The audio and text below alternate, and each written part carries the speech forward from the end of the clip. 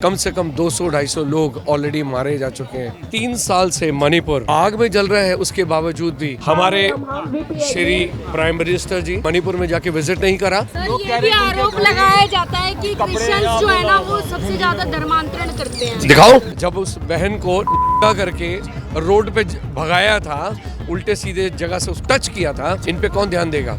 अमित शाह जी इस बात पे कभी ध्यान देते? मोदी जी कभी ध्यान देते? खैर, मोदी जी की तो हम बात ही नहीं कर सकते। वो तो विदेश यात्रा में इतने बिजी हैं। पेट्रोल दूसरों के लिए बचाना है, ईंधन दूसरों के लिए बचाना है, गैस दूसरों के लिए, अपने लिए कोई लागू नहीं होता। राजस्थान में मंत्री थे, ई रिक्शा में बैठ के जा रहे हैं। आप उनसे पूछिएगा पूरी उम्र ई रिक्शा में चलेंगे क्या? सिर्फ दिखाने के लिए। वहां से भी थोड़ी दूर तक गए होंगे ई रिक्शा में, उसके बाद फिर वो चढ़ गए होंगे अपनी लग्जरी कार में। तो ये सब आई वॉश है। नमस्कार, आपने देखना शुरू कर दिया पब्लिक संपर्क और मैं हूं आपके साथ चंदन प्रताप सिंह। देखिए, इस वक्त हम मौजूद हैं दिल्ली के जंतर मंतर पे, जहां पीछे मणिपुर के लोग प्रदर्शन कर रहे हैं और हमारी इनसे बात हुई तो हम जानने की कोशिश करेंगे कि इन मुद्दों को लेकर आप लोग प्रदर्शन कर रहे हैं। हम लोग ऑल इंडिया क्रिश्चियन फेलोशिप से हैं और मैं बीइंग अ क्रिश्चियन, मैं अपने नॉर्थ ईस्टर्न भाई और बहनों के साथ यहाँ पर उनके सब सहयोग में खड़ा हूँ, उनके सपोर्ट में खड़ा हूँ। और हमारा मुद्दा ये, हमारी डिमांड ये है कि 3 साल से मणिपुर आग में जल रहा है। 3 साल से मणिपुर मौतें हो रही हैं, इनोसेंट लोगों को मारा जा रहा है, और उसके बावजूद, सब कुछ होने के बावजूद हमारे श्री प्राइम मिनिस्टर जी, मोदी जी, हमारे गृह मंत्री जी, कोई सुनवाई नहीं है। आज तक कभी मणिपुर में जाके विजिट नहीं करा। वो भी एक देश का हिस्सा है।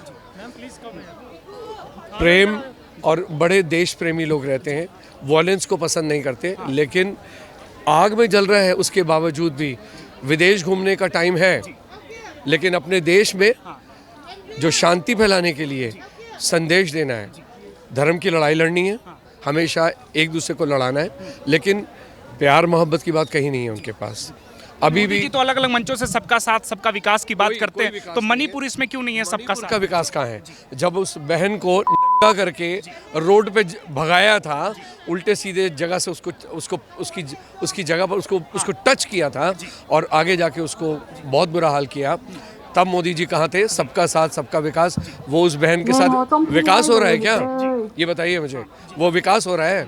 और अभी हमारे इनोसेंट पास्टर्स को, जो हमारे धर्म के जो जैसे मुखिया होते हैं, उन पादरियों को, इनोसेंट पादरियों को चर्च लेके अपने दूसरी जगह पर अपने घर की तरफ आ रहे थे, उनके ऊपर हमला हुआ और उनको एम्बुश में डालकर उनको शूट किया गया, उनको मार दिया। उसका जिम्मेवार कौन होगा? और उससे ज़्यादा कम से कम 200-250 लोग ऑलरेडी मारे जा चुके हैं, इनोसेंट लोगों, जिसमें बच्चे भी हैं, बुज़ुर्ग भी हैं और लड़कियां भी हैं, औरतें भी हैं, सब हैं। उसका हिसाब कौन देगा? इस तरह की गृह युद्ध की स्थिति है मणिपुर में, लेकिन अभी तक कोई ठोस कदम उस पर सरकार ले नहीं रही है। तो लग रहा है इसके पीछे कोई बड़ा एजेंडा आपको? मुझे नहीं लगता कि कोई बड़ा एजेंडा है। बहुत छोटा सा काम है उनके हाथ, उनके लिए तो बहुत छोटी सी चीज़ है, अगर वो गौर करें तो, क्योंकि ये भी बहुत ही मोहब्बती लोग हैं। आज तक कभी, और स्पेशली मैं मसीह समाज के लिए कहता हूँ, क्रिश्चियन समाज के लिए कहता हूँ, कि आपने कभी भी क्रिश्चियन समाज के पास से कभी वॉयलेंस नहीं सुना होगा। शांति प्रिय लोग हैं, हमेशा शांति फैलाते हैं।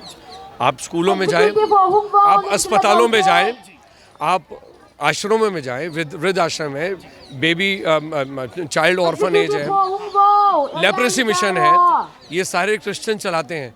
आप कहीं पर भी अगर वॉयलेंस हो तो दिखाइए। क्रिश्चियंस के पास से कहीं पर भी वॉयलेंस नहीं मिलेगा, लेकिन उसके बावजूद भी क्रिश्चियंस को दबाया जाता है। क्यों? कौन दबा रहा है? सरकार के पे आरोप लगा रहे हैं। मैं नाम नहीं ले रहा, लेकिन क्यों सरकार? कटघरे में तो सरकार, वर्तमान सरकार ही आकर ड्यूटी किसकी बनती है? जो सत्ता में है। जो सत्ता में है।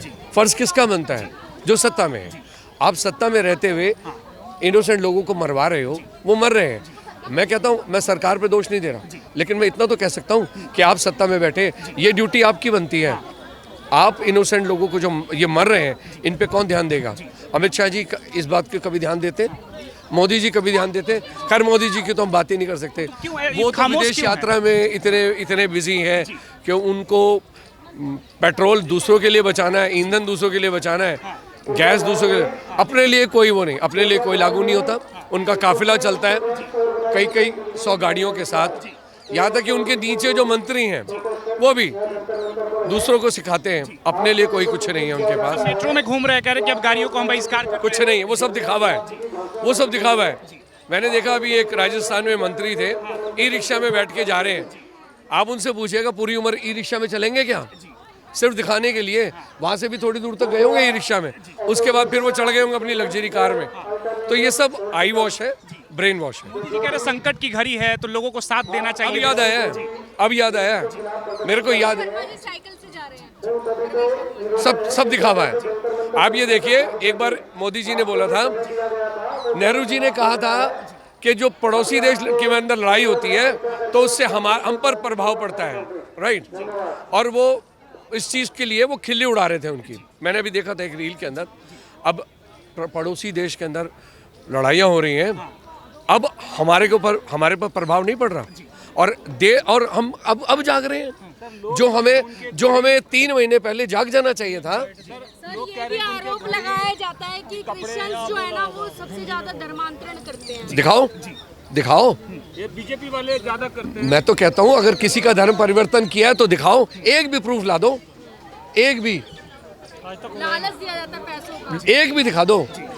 आप ये देखो क्रिश्चियंस को, आप देखो, आप कहीं पर भी देखना, किसी के पास बहुत रेयर होता है जो किसी के पास फॉर्चूनर मिलेगी आपको, किसी के पास बंगले मिलेंगे।